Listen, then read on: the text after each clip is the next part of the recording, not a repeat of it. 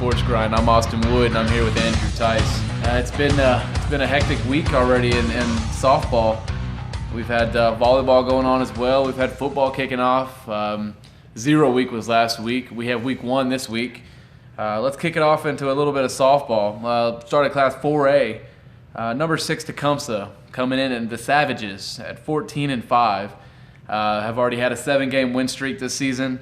Just recently got that snap by losing to Kanawha 6-5. It was a close game. Up next they got Perkins Tryon on September 3rd at 4:30. That's this Thursday.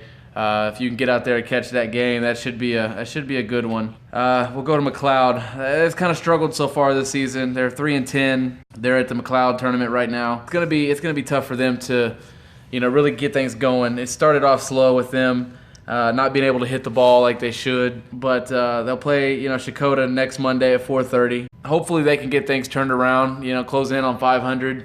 It's kind of an uphill battle for them right now. Class 5A, Carl Albert. I mean, what can you say? Carl Albert is just dominant. They're 14-2, got a 6-game winning streak. Just got done smashing Deer Creek today, 15-1. Their next game, they're going to be playing number 1 Bethel. Bethel is pretty good in softball. As is Carl Albert. So that'll be a good matchup to watch. So if you can get out there and watch that game, it's going to be Thursday at 5 o'clock. Then jumping up to 6A, we have Choctaw. That'll coming in at 11-4. They just lost to Moore. That was a big game. They played last year in the state tournament. Choctaw is going to turn around and play at Southmore on Thursday at 6:30. So Choctaw fans, if you can get out there to catch that game, that should be a good one. Southmore softball is pretty good too as well.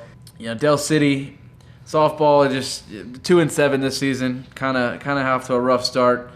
They've lost to PC West 9-6 on August 31st. They're going to play the Yellow Jackets actually next Tuesday at 5:30. The Bombers, Midwest City, Coach Hand, they're 5-7. They started out 2-5, kind of off to a slow start. They played some tough teams and everything, but they've rebounded. They've gone 3-2 in their last 5, but it's still positive. So now with a record of 5-7, they got U.S. Grant next on Thursday, actually this Thursday. So we're looking at another potential win there. So 6-7, then they're 1 game away from being 500. So looking to turn things around. Tyson, let's go ahead and talk about some volleyball. Yeah, definitely. Volleyball in Class 4A. Christian Heritage, they're 8-4 on the season. Their last game, they won 3-0 against Community Christian. They are going to be at Oklahoma Christian next Tuesday, and they will play at 6 o'clock p.m. In 5A, Carl Albert, they're 3-9. It's been a slow start for the Titans in volleyball. They did lose to Victory Christian 0-3, but they will host El Reno this Thursday at 1 o'clock p.m. So it sounds like they're going to try and get some kids out during that school day, maybe, and get the crowd going with the Titans. That was always my favorite, getting out at lunchtime, going to watch volleyball or wrestling or something. Yeah, especially wrestling. Yeah. Moving on in Class 5A, Del City, they are 0-12 on the season. A lot of young girls on their team, so the future definitely looks bright for the Eagles. But they will play at Midwest City this Thursday at 6 p.m. The Bombers are 1-7 on the season. Again, they have a lot of young talent, so the future is definitely bright for Midwest City as well. Anessa Parker's in her first season at Midwest City, and there's nothing but positives from this year as a learning experience. So again, they will host Del City Thursday at 6 p.m. And in Choctaw, they are 16-4 on the season. They have an 11-1 record since August 15th. And they will actually travel to Putnam City North. They will play at 6 p.m. This Thursday as well. So Choctaw head coach Nicole Ballman, she's definitely getting things going with their volleyball program. Yeah, it's pretty impressive to see. 16-4. I mean, that's right there. That's a state championship contender in 6A in volleyball for sure. There's some pretty good volleyball teams, especially on the east side of the state. As there always are in all sports. But Choctaw, they're an up and coming program, and I've just been so impressed with them over the last 2 years. Just everything, from football to baseball with Coach Hawk out there. He's taken over now, and he's looking to turn things around. And softball has picked it up, and girls basketball, and it's just they're rebuilding and they're doing things out there the right way.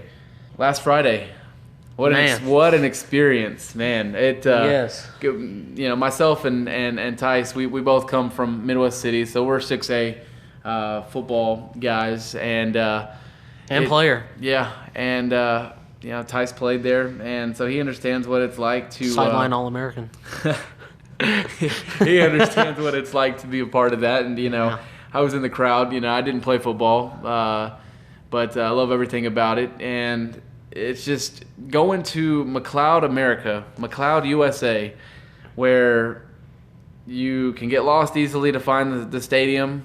And they have road dips. Road dips, not road... speed bumps. Speed dips. Yeah. Yes. So be careful driving out to the stadium. Can't drive in a Camaro out there. No. You definitely need to be careful. But the experience was one of a kind. I mean, literally, when you got there wasn't that many people showed up. We got there kind of early, kind of talked to some coaches and some of the players and just kind of hung out. Mm-hmm. But everybody started filling in. And, when we were at halftime and we, walked back onto the field and we looked up, the lights were bright, the moon was out, the stadium was packed. There was people in lawn chairs all the way around the field. Concession stand was, 100 people deep in several lines. I mean, it was just the atmosphere was electric, and I couldn't have asked for a better Friday night to start off the season. No, and this was the mindset going into this. It's like you hear about small town football all the time, and either it was going to be a packed house or it wasn't. Mm-hmm. Well, kickoff is right around the corner, and like Austin said, to describe it to you as great as I can, you had standing room only. You had parents and fans lined up against the fences. They actually drove down into the stadium and parked their vehicles, and it was just an amazing feeling. The children dressed up in football jerseys and cheerleaders playing all around the stadium, the music blaring. It was phenomenal. And even a shout out to Coach Hall and the lines that he drew on the field. They were pretty bomb.com. But I mean, it was just fantastic atmosphere that I haven't been a part of in a very long time. So it was great. Yeah, recap the game. I mean, Christian Heritage, they're top 5 2A team. They're traveling on the road to go play at a up and coming 4A squad, and first year head coach Coach Hall. What we expected. I think, coming into the game, we expected a lot of ground and pound from Christian Heritage with Joseph Lemieux. I think we expected them to be able to run the ball, and they did that. They got off to an early 19-7 lead, and then, McLeod fought back. They got it to, 21-19 at the half, and it was a good game. The first half was, a lot of that was Christian Heritage, in the first quarter or so. Second quarter went to McLeod, mm-hmm. and then the second half, it was, kind of back and forth. It was just a battle of wills, I guess you would say. And the thing about it, to start the game off, Christian Heritage Academy came out fired up. Joseph Lemieux, running back senior for Christian Heritage, we finally, when we got the stats, and Austin said he has 4 carries for 211 yards. 53 yards a carry. 53 yards a carry. That was in the first quarter? That was in the first quarter, right? Or no, it was first half. First half. Yeah. His first run was from 68 yards out. His second run was from 95 yards out. The kid is phenomenal. Joseph Lemieux may be one of the most underrated football players in our state. I think he has he's going to have a great season ahead of him. He played every position except for center out there. He was all over the field. But punter, shutdown corner, slot receiver, running back. Yeah. For Christian Heritage Academy, they got the passing game going. Camden Cargill, he is a junior, and he has a bright future ahead of him. He went 6 for 11 for, I believe, 150 yards, 2 touchdowns last Friday night. So he had a phenomenal job as well. But at the end of it all, what really came down to it was mistakes. you had fumbles, you had the late interception, but PATs, the special teams really is what did it for Christian Heritage Academy. Yeah, you had two missed extra points. You had a missed 2-point conversion attempt. That's 4 points on the board right there. After the late score that kind of put them ahead, McLeod ahead. You look at the difference back in the game, and it was the special teams. You had the fumbles off the punt, the muffed punt. Then you had a fumble on a kick return after McLeod touchdown, which gave them the momentum in that second quarter.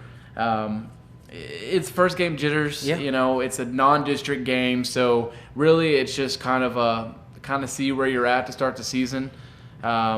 It was good to see football back on the field. So there's a lot of positives that you can take away from it. I know Coach Merrill isn't he's one heck of a coach, I like Coach Merrill. He does a great job with his kids in his second season there at Christian Heritage.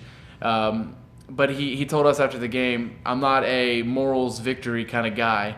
And I'm firmly a believer in that. I don't think that you go into a game and you say, well, we could take a lot of positives from it. If you win, then you can take positives from it. If you lose, it's like, man, what do we need to do to get better? And that's kind of my attitude on things is I hate losing, and so does Coach Merrill. And I know that he's going to have his kids ready for the next time they step on the field. Now, they have some tough games ahead of them this season. You look at Tallahena, Morrison; those are two powerhouses that they'll play. They got OCS. They also have Millwood. Yeah. It's stacked. I mean, that right there alone is tough. They have Luther. They'll have a couple other easy games in there. But they're off this week. Yeah. Gives them some more practice time, Definitely, and it's not an off week. Coach Merrill told us after the game we got to get better week, and I like that. And next week they play it Friday. They will be hosting Mount St. Mary, so it'll be a good a good game to bounce back from against McLeod and get the season really going. So it is a much needed off week for these guys to fix their mistakes. Even definitely get in conditioning in. Coach Merrill did say that he feels like his team was not conditioned enough. So this is going to be a very, very educational week for the Crusaders this off week. Yeah, I agree. Going ahead and looking over, let's talk about Tecumseh. Let's talk about the Savages. They played this last week too as well. So what do you know about the black and gold out of Tecumseh? The black and gold out of Tecumseh. Well, you look at Tecumseh last year. They went 2-8. They have they're playing Noble, a very good football team. The thing about the Savages is they have a lot of players returning on the offensive side. They got 6 starters returning, and one of the guys that is the leader of the team is Gus Hull. He's a 6 foot, 160-pound senior. He's stepping in as their quarterback. He has a lot of speed, good arm strength. He's a good fit for Coach Jason Murray's spread offense. Another guy at running back is Jasper Smiley. He's 6'1", 240 pounds. He's a senior. He breaks tackles, runs well. And he's going to be vital to the success of the offense. The top receiving threat is going to be Zach Bowman. He's on the smaller side. He's 5'8", 130 pounds. But his speed is what really catches my eye. He's going to force defenses to spread out.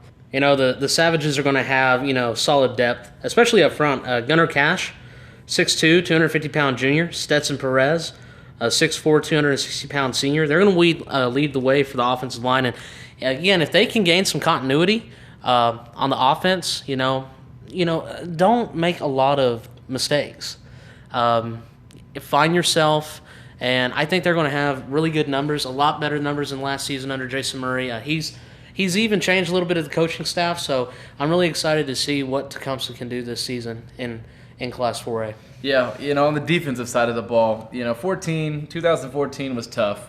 They got 6 returning starters. They run the 3-4 scheme. Braden Begley, 5'10", 180-pound senior, is an important defensive end. Kind of the hybrid kind of, rover type kind of guy out there. His rush from the outside will be vital to their success. Corbin Stagner, 5'9", 160 junior, is a solid tackling linebacker. they have to be sound on defense. They have to fill the gaps where they need to. Assignment defense, don't allow busted coverage. Those are some of the problems that they had last year. Just not very sound. And hopefully, the coaching staff, some of the new coaches and stuff that they brought in, I'm thinking that they're going to be able to turn that around, and they're going to, they're going to need a big season from their defense, because defense wins championships. It doesn't matter what level you're at. So relying on that defense is going to be huge. Like you said, some of the games that you were mentioning, I mean, Seminole, that's tough, versus Tuttle, McLeod, that you have Hera and Ada. I mean, these they don't have an easy schedule, so, hopefully they can build on, last year and go better than 2-8. And I firmly believe that they will do that. Yeah, absolutely. Going up in the ranks, that's small school football right there. We'll go up a little bit. We'll talk about the Titans and Carl Albert. Carl Albert is known for one thing and one thing only, and that is what? State championships. State championships. Carl Albert football state championships. Yes, and when you have Gary Rose as your head coach, you're in good hands. I mean, as I've said on Twitter, he's a football genius. He is a leader. He's a proven winner.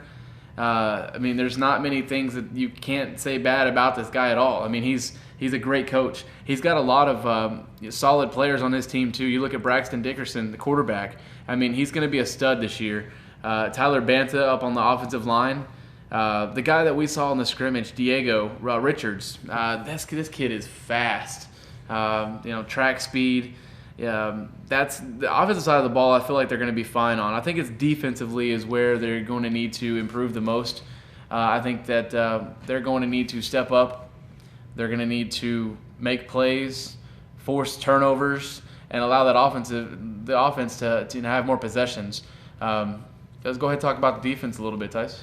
Well, the Titans, they do have 5 returning starters for the defense. And leading the way is a linebacker, Mike Mitchell, 5'10", 186-pound senior. He has an aggressive style of play. He sets the tone very early for the Titans defense. Last year he had solid numbers, and, returning for the Titan defense, he's definitely the vocal leader on that side of the ball, and, he's probably the guy that's going to be making those calls, getting these guys lined up correctly. But joining Mitchell is Pace Benefi, 5'11", 201-pound senior as well at linebacker. Now, he recorded 108 tackles and, I believe, 4 sacks last season. The Titan defense is probably one of the smaller defenses in Class 5A, but what makes up for their size is their speed. They are going to be a very fast defense. Coach Corley is a great defense coordinator, and he has a great assistant who's been there forever, Tex Rollins. So, when you talk about Tex. you're talking about a defense that, they play to be perfect. And you also got guys like R.T. Sherman, another linebacker. What I like to see is the play of Lamar Scott Johnson. He is a defensive tackle for the Titans. He had, pretty solid numbers last season as a sophomore. He's a junior this season, so he's going to be the run stopper the Titans need, especially for the defensive line. The front 7 for the Titans, I don't want to use the word questionable, but I'm ready for them to answer questions going into this season. Now, in the secondary, you got Mark Luster, a 5'8", 172-pound senior. He had 28 tackles last season. But the defense for Carl Albert is going to be very young, and it's going to set the tone real early. A September 11th matchup at Midwest City. Last season, the Titans dropped their 3rd straight to a Class 6A school. They lost to Midwest City 18-0. So, the Titans, with Braxton Dickerson and Tyler Banta and Blake Blanton up front, and Diego Richards, a phenomenal running back. The Titans, they're saying that they may be down this year, but I really think that these guys are going to come out and unload. Yeah, I'm pretty high on this Titan team. Their only tough game to start the season off is going to be at Midwest City. You got Duncan, Western Heights, Guyman, Piedmont. Those all should be victories. You look at McGinnis and at Deer Creek, and then Guthrie. Those are 3 weeks in a row. That's a gauntlet right there that they have to go through. 2 of those on the road, being at McGinnis and at Deer Creek. You're looking at October 15th, October 23rd on the road, and then you have October 30th at home against Halloween Guthrie. Eve. Yes, sir. It's going to be fun. I mean, that's going to be fun to watch right there. That right there will that'll determine really how good is Carl Albert. You'll find out a little bit against Midwest City, but again, that's early on in the season. You have Duncan, Western Heights, Guyman, Piedmont. Those are 4 games in a row that should be easy victories. So they'll, hopefully get that, worked out some kinks and stuff like that, and be able to allow a lot of people to play and hopefully stay healthy. I think that go, and then you have Southeast after that. So you got 4 tough games on the schedule out of 10. So they'll have a good record going into the playoffs. They'll definitely be in the playoffs. And here's the thing: you never count Gary Rose's Titans out. No, you can't. I mean, it's just a way of football life here in Oklahoma, and the Titans kind of have a chip on their shoulder.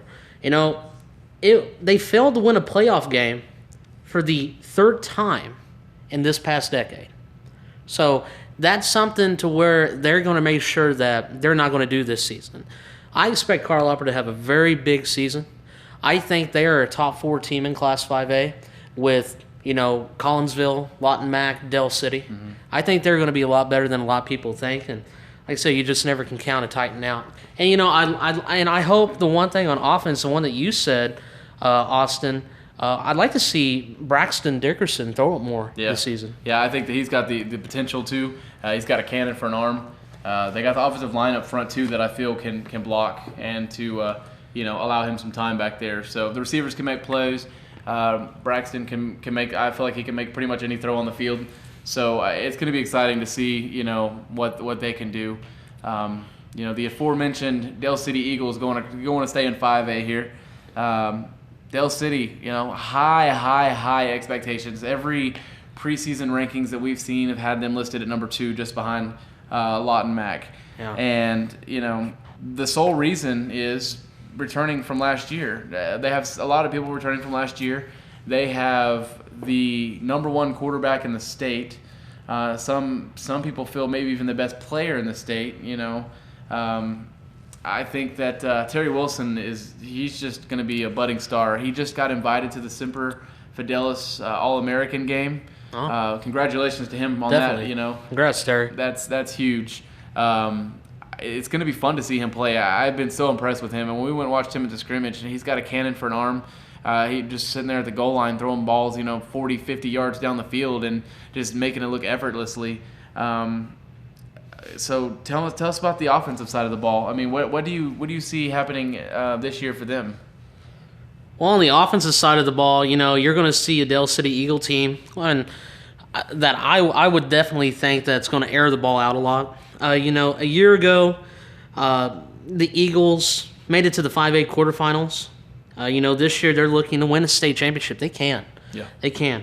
And when you have a quarterback like Terry Wilson, and you also have receivers in Sean Talley and Andrew Hill, you have go-to guys in the passing game that's going to make your football life a lot easier.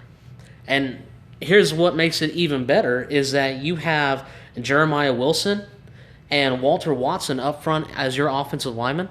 I mean, this offense has the potential to be one of the highest scoring offenses in Class 5A. Again, top 4 teams in 5A, Collinsville, Lawton Mac, Dell City, Carl Albert. Not particularly in that order, because Dell City's offense, I wouldn't be surprised if you see them scoring 45 to 50 points per game. Mm-hmm. You have a passing game. You have a solid run game. They're very fast. Mm-hmm. They're very physical. The thing is with them too is their size. It really impressed me seeing how big those guys were, the scrimmage and everything. A lot of their guys, most everybody seemed like they were at least 6 foot or close to it. You got Terry Wilson, he's 6'3". Sean Talley, he's 6 foot even. Andrew Hill, 6'1". And you got offensive tackle Jeremiah Wilson, he's 6'4". And Walter Watson, he's 6'3". That's amazing. Yeah, that's size right there. Looking at their schedule and stuff too here, they open up the season at PC West. That's taking on a 6A school. At Lawton Eisenhower week 2, another 6A school. Then Midwest City, another 6A school. Yeah, Del City used to be a 6A school, so it's not, to me, it's not a big deal for them to go play a 6A school, even though they're considered Class 5A now. Yeah. They should start out the season, with some victories. The tough game will be Midwest City. I think out of the first three, Midwest City will be the tough one there. But that'll be at home. You got at Ardmore. Ardmore's, kind of up and down and stuff. I think that, then you got Duncan at Altus, Northwest Classen at El Reno. Honestly, you're looking at it, and there's a potential that Del City could be undefeated going into an October 30th matchup with Lawton MacArthur. It's amazing. And, to think that they could be doing that, and it could be number 1 versus number 2, and it could be a potential state championship preview. How exciting is that going to be? It's going to be definitely exciting. It's something I talked to you about, Austin. These guys have a chip on their shoulder. They've had a chip on their shoulder for a very long time. Since 1976, Del City has not won a state championship. 39 years. Wow. And in my opinion, this may be one of the very best Del City football teams in the last 20-plus years. Mm-hmm. Your community is talking. Your fans are talking. The school's talking. Media is talking. They have this team as multiple media outlets have them as the number 2 team in Class 5A. Mm-hmm. That should tell you something about how good this team is. And a lot of people are out there saying, well, it's because of Terry Wilson. No. And they have 8 starters coming back on defense. Yeah. The defense is going to be, I think, one of the strong points. If they can hold up, they got gashed last year in the playoffs, and Dalton Wood, he kind of ran all over that defense. But I think that they've learned a lot from that. I think they'll take from that, and I think that they'll use that as like you said, a chip on their shoulder. They'll use that as motivation to be better and to make it further than any team has in the last 39 years. We talk a little bit about Midwest City there. We'll go ahead and move on to them. The Bombers, coming off of a very, very, very disappointing season. Losing in the first round of the playoffs at home as probably a big favorite there. The Bombers, the last 5 years, they went 7-3, 9-3. 2012 was a down year for them, going 3-7. The 2 years before that, they were 21-2.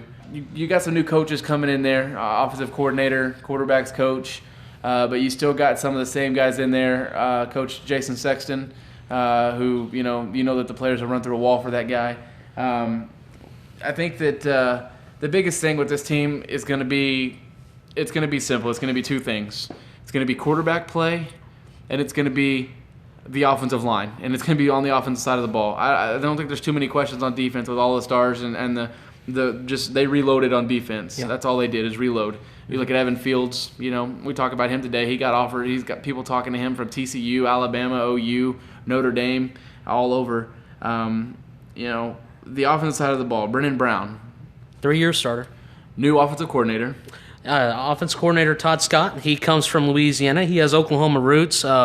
He's changed the offense up a lot. They're, I guess you can say, from what we saw, they're more of going back to Midwest City bread and butter, running the game. Let's hope so, because they have 5 running backs in that stable that they can release at any time and just put back there, and they know that they have confidence in those guys to make something happen. You're talking about guys, Brandon Bell, R.J. Goodman, Alik Caesar. This offense has playmakers. I think the big question mark would be the offensive line. Yeah, you got to look at that. I wouldn't say that they're very, the offensive line isn't a big offensive line. You look at Cole Welton; he's a big boy, but other than that, they're not too big on the offensive line. So it's going to come down to blocking schemes. It's going to come down to quickness, agility. Hopefully those guys don't get overpowered up front and they can open up holes for these running backs. Wide receiver play, we'll see about that. We don't know. We haven't really seen the wide receivers at Midwest City in the last 10 years because predominantly Midwest City runs the balls because all they've had is running backs that can just run. You look at Flanders, all 3 of the brothers that have come through there. Tonio Brown, the last couple of years you've had, a leak run last year. So I think that they need to rely on that. Stay heavy with the run game and then open up the pass game when they need to. How about the defense? What do you think the defense is going to be able to have to do in order to carry this team? Because I think that's where it's going to have to be at is the defensive side of the ball. That's who's going to have to carry this team. Well, for Midwest City, defense coordinator Jason Sexton, a guy that's been at Midwest City since 2004. He became the defensive coordinator a couple of years ago. Has really, shown that Midwest City has been one of the top defenses in all of Class 6A. You look at what the defense has coming back this season. Defensive tackle Warren Davis. You're also looking at linebackers R.J. Goodman. Secondary players Evan Fields, Demontre Gatewood, Alik Caesar. Mm-hmm. They have a lot of guys, and Midwest City's defense is reloading. When you say what is the defense going to have to do this season, I'm looking at last season a lot like this upcoming season. You're going to see a very good defense. You're going to see a well-coached defense. The offensive side of the ball is where we run into questions with. What are they going to do? What are they going to produce? Offensive coordinator Todd Scott, again, phenomenal coach. Again, he has Oklahoma roots. He comes from Louisiana. He takes over an offensive program that has been struggling for the past couple of years. We can definitely say that. For him to change the language of the offense, for Midwest City to succeed, not just defensively. They're going to succeed defensively. It's shown. You have a lot of young players that are going to come back next season. Again, they're going to reload again. But for Midwest City's offense, that's the big question mark. And you got to have a team that's going to average more than 30 points a game. You got to have a team that's going to throw for more than 1,000 yards. You got to have a team that's going to run for more than 2,500 yards. Mm-hmm. And you're going to see where you are week 1 against Booker T. Washington. Mm-hmm. So it's very tough. Week 2, you have to play Carl Albert. Week 3, you go to Del City. We said it a couple weeks ago. That's a gauntlet right there. Yeah. Midwest City has maybe one of the toughest schedules in Class 6A Division II. It's very tough to see exactly where Midwest City is right now, but you just hope that Midwest City can put it together offensively. Yeah. And they'll be fine. Yeah, well, let's hope so. They're poised for the breakout year. They've been due for a while. Yeah. And I think that Todd Scott and hopefully has led this team in the right direction in the offseason and has helped them enough to push them over that edge offensively. I think defensively they'll be fine, like you said. Finally, our last 6A school, we'll talk about the Jackets, Choctaw Yellow Jackets. Last year, making the playoffs for the first time in 30 years. Wow. Under Coach Todd Dilbeck, 3rd season. I was reading up on some stats and everything. They've only had one coach in school history with a winning record. Oh, wow. Yes. You know who that is? Who is it? Bill Jensen. Bill Jensen. Coach Jensen. Yes, sir. That's who the stadium is named after. So that's probably a little stat that maybe some of you guys didn't know, but Coach Dilbeck is, he's looking to be the second coach with a winning record there at Choctaw. Offensively on the side of the ball, there's a lot of changes this year, especially at quarterback. You lose Jonah Lanusa, who's now at Navy. Doing big things in Navy, too. Yeah, he is, man. I'm excited for that kid. He's got the world. He's so much potential, It's endless with him. You got Tyrell Bell in the backfield. Sean Thompson will be back there with him. That duo right there is going to be dynamic, I feel. It's going to be tough to stop those guys.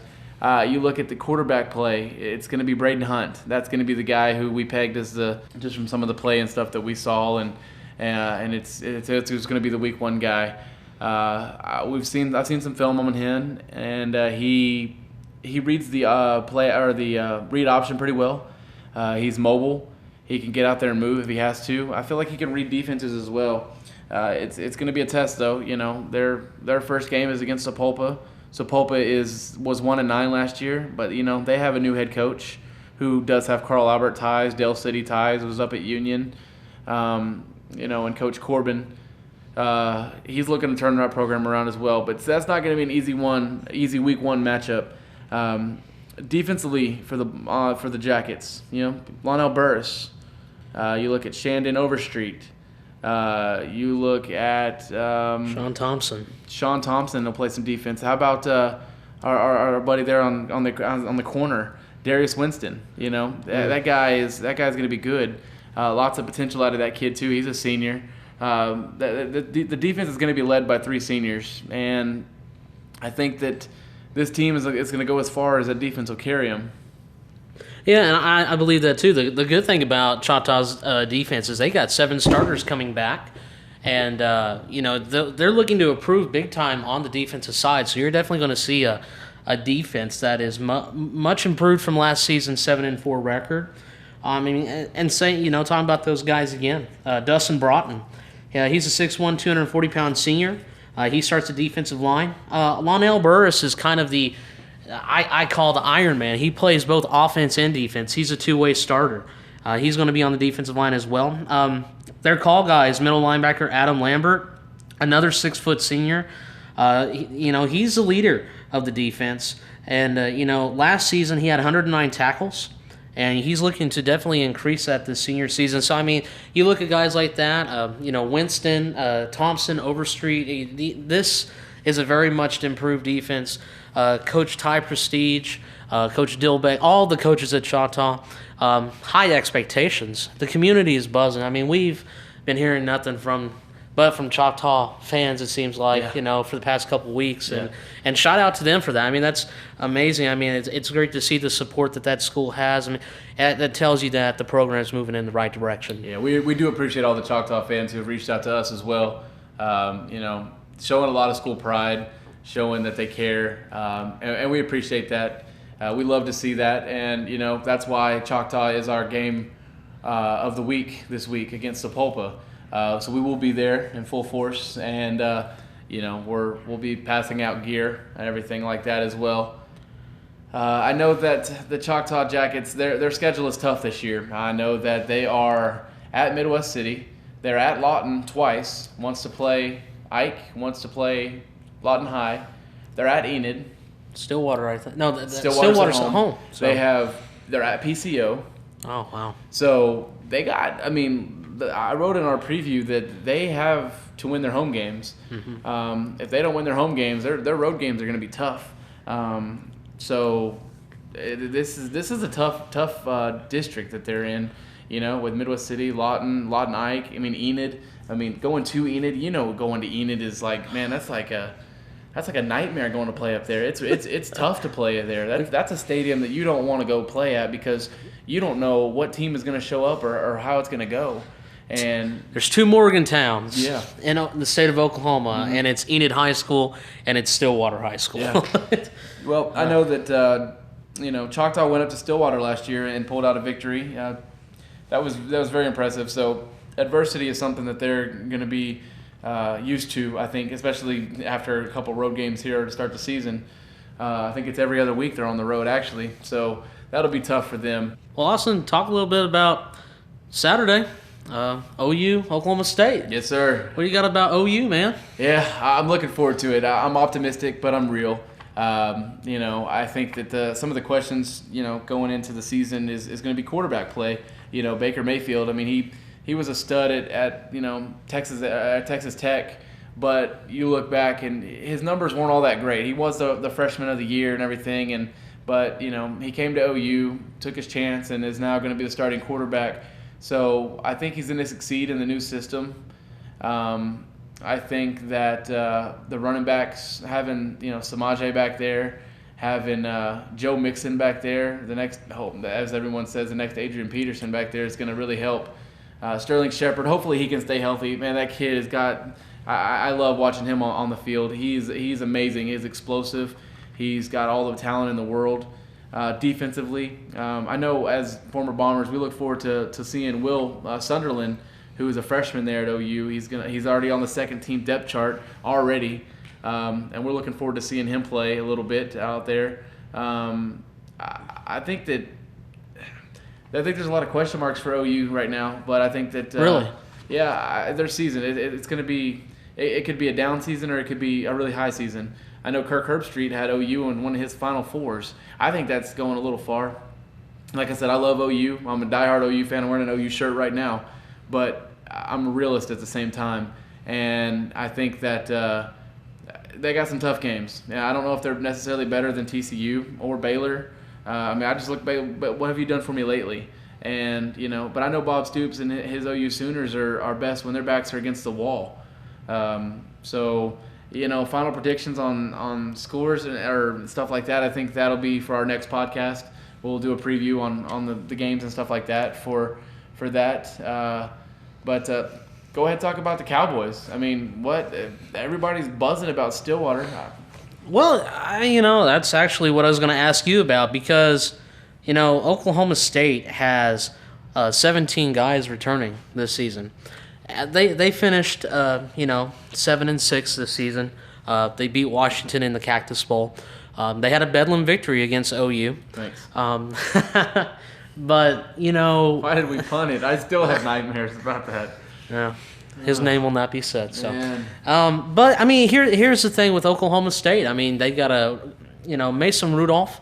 You talk about Mason Rudolph. He came in, very late into the season. You didn't get to see a lot of him, so people are still kind of questioning, where is he going to be at mentally. They play Thursday. They're traveling to Central Michigan, 6 p.m. kickoff. But I'm surprised to see that, and like I said, they're not in the top 25 with so many players coming back and how they finished the season. I mean, why do you think that? I think a lot of it has to do with the tradition.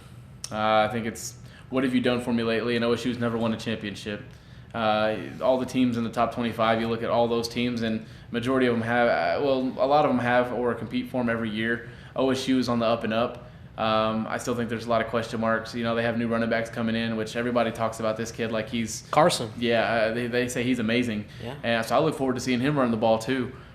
Mason Rudolph, he's one heck of a quarterback. OSU's got themselves set for the future. Now, those preseason polls, I don't necessarily buy into that stuff much because, looking into it, OSU beat OU last year. Now, it was a coin flip, could have went either way. We didn't kick the ball there, we win the game.